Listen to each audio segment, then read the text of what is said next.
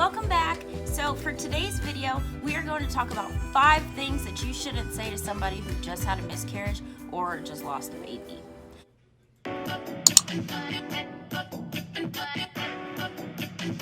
Hey guys, and welcome back to my channel. Thank you for joining me today on this lovely, beautiful day outside in Texas. With being new to YouTube, I need as many subscribers as I can get.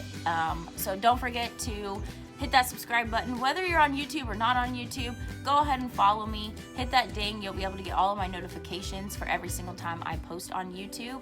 So like this video and hit that bell. Hey, dude. I'm trying to work here. Alrighty, so the reason why I decided to do this video is after you have a miscarriage and people find out, they are very, very helpful and they want to give you positive information and things that are gonna actually help out next time you decide you want to try again. Even though everybody's being very, very helpful, there are some things that you say that you don't realize that are actually gonna hurt somebody's feelings. But so let's just dive right in. All right, so the first thing that you don't want to say to somebody is everything happens for a reason. Don't get me wrong, I do believe that everything happens for a reason, but at the same time, nobody wants to hear that there's a reason that your baby's not alive. Nobody wants to hear that there is a reason that you got pregnant and wasn't able to carry your child. And as much as I want to be like, yeah, you're right, in this situation and in this case, it just doesn't help. So the second thing that you should never say to somebody who just had a miscarriage is, it just wasn't your time.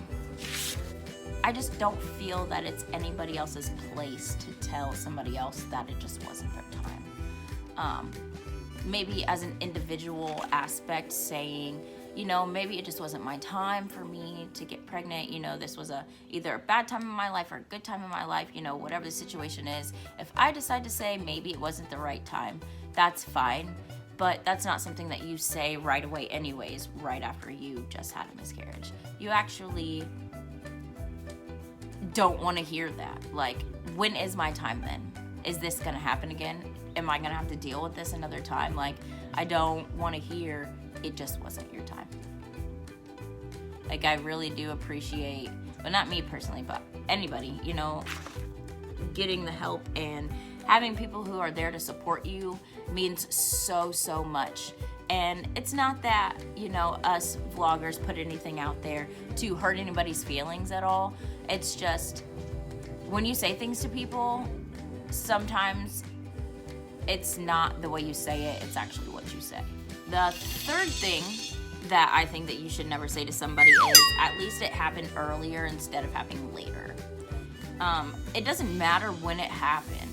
It happened, you know. Have a lot of sympathy for people going through something like that. Like, you don't have to be there and you don't have to cry with them, but you realize that it doesn't matter if it happened at 6 weeks or if it happened at 9 months. Either way, you are still losing a child that you, and a family member that you plan on bringing into your life and that you made an entire plan around, and how everything was going to be so perfect one day. And for you to overnight have to just reroute all of your plans, that's a lot to take in and a lot to do. So it doesn't matter when it happened, because at the end of the day, the moment that most mothers and fathers find out that they're having a baby, their entire life is set from there, and they make a bunch of plans, and everything's different at that point. And when it happens, your whole world just comes crashing down. So you can't just tell somebody, at least it happened now and didn't happen in 6 months. You know, at the end of the day, it happened. The thing that you don't want to say to somebody after just having a miscarriage is, have you thought about having somebody else carry your baby? Not really. Not yet. Don't get me wrong, there are so many resources out there. There are people that will help you implant your eggs. There's people that will carry your babies for you so you don't have to go through that. You know, there are so many resources out there, but I'm not ready to use those resources yet. And I just think that you should let somebody else decide that.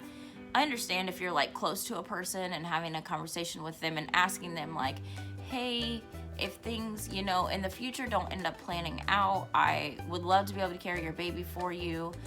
I feel like that's one way you can approach it. Every single woman dreams about this like their entire life, actually getting pregnant, carrying a baby, you know, welcoming a family and being able to raise your own child because it's yours and you took the time to make that child.